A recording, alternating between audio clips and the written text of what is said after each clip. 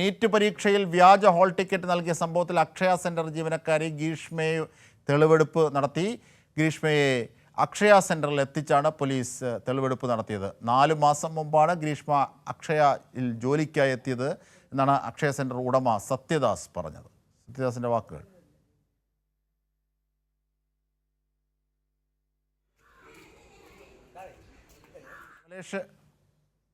കമലേഷ്, എന്തൊക്കെയാണ് ഈ തെളിവെടുപ്പ് നടത്തി? ഇനിയിപ്പോൾ മറ്റ് നടപടികൾ എന്തൊക്കെയാണ്? അജിംഷാദ്, ഈ വിഷയത്തിൽ നേരത്തെ തന്നെ ഈ പരീക്ഷ എഴുതാനെത്തിയ കുട്ടി കസ്റ്റഡിയിലാണ്. ആ കുട്ടിക്കെതിരെ കേസെടുത്തിട്ടുണ്ട്. ഈ കുട്ടിയുടെ മൊഴിയുടെ അടിസ്ഥാനത്തിലാണ് ഇപ്പോൾ നെയ്യാറ്റിൻകരയിലെ ഈ അക്ഷയ സെന്ററിലേക്ക് പത്തനംതിട്ട പോലീസ് എത്തിയിട്ടുള്ളത്. അവിടെ ജോലി ചെയ്യുന്ന ഗ്രീഷ്മ എന്നയാളാണ് ഈ കുട്ടിക്ക് ഈ വ്യാജ ഹാൾ ടിക്കറ്റ് നിർമ്മിച്ച് നൽകിയത് എന്നാണ് കുട്ടി മൊഴി നൽകിയത്. അതിൻ്റെ അടിസ്ഥാനത്തിൽ ഈ ഗ്രീഷ്മയെ ഇവിടെ എത്തിച്ച്, അതായത് ഈ അക്ഷയ സെന്ററിൽ എത്തിച്ച് തെളിവെടുപ്പ് നടത്തുകയാണ് ഉണ്ടായിട്ടുള്ളത്. പത്തനംതിട്ട പോലീസ് എത്തി, അതോടൊപ്പം നെയ്യാറ്റിൻകര പോലീസും സംയുക്തമായാണ് ഈ തെളിവെടുപ്പ് നടത്തിയിട്ടുള്ളത്. ഈ കുട്ടിയുടെ അമ്മയാണ് ഈ അക്ഷയ സെന്ററിൽ ഈ പരീക്ഷയ്ക്ക് വേണ്ടി അപേക്ഷിക്കാൻ ഇവരെ ഏൽപ്പിക്കുന്നത്.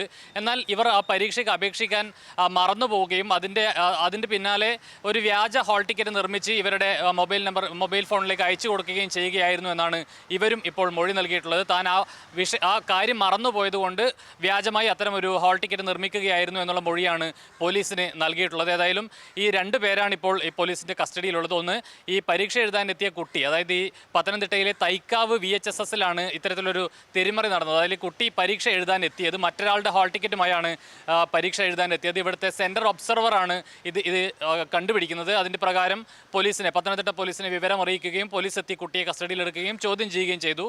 ഇതിന്റെ അടിസ്ഥാനത്തിലാണ് ഈ മൊഴി പോലീസിന് ലഭിക്കുന്നത്. അതിന് പിന്നാലെ ഈ അക്ഷയ സെന്റർ ജീവനക്കാരിയായിട്ടുള്ള ഗ്രീഷ്മയെ കസ്റ്റഡിയിലെടുക്കുകയും പിന്നീട് അവരെ എത്തിച്ച് തെളിവെടുപ്പ് പൂർത്തിയാക്കുകയും ചെയ്തിട്ടുണ്ട്. 2 പേർക്കെതിരെയും നിലവിൽ കേസെടുത്തതായാണ് നമുക്ക് മനസ്സിലാക്കാൻ കഴിയുന്നത്. ഈ 2 പേരെയും കുട്ടിയുടെ നിർദ്ദേശപ്രകാരമല്ല ഈ വ്യാജ ഹോൾ ടിക്കറ്റ് നിർമ്മിച്ചത്, അവരുടെ വീഴ്ച മറച്ചു വെക്കാനാണ് എന്നതാണ് മൊഴി. അതാണ് ഇതിലെ ഏറ്റവും പ്രധാനമായ ഘടകം. എന്തായിരുന്നാലും അവരെ തെളിവെടുപ്പ് നടത്തി. ഇനിയിപ്പോൾ മറ്റ് നടപടികളിലേക്ക് നീങ്ങുകയാണ് പോലീസ്. ഇതിൻ്റെ വിശദാംശങ്ങളാണ് കമലേഷ് തെക്കേക്കാട് നൽകിയത്.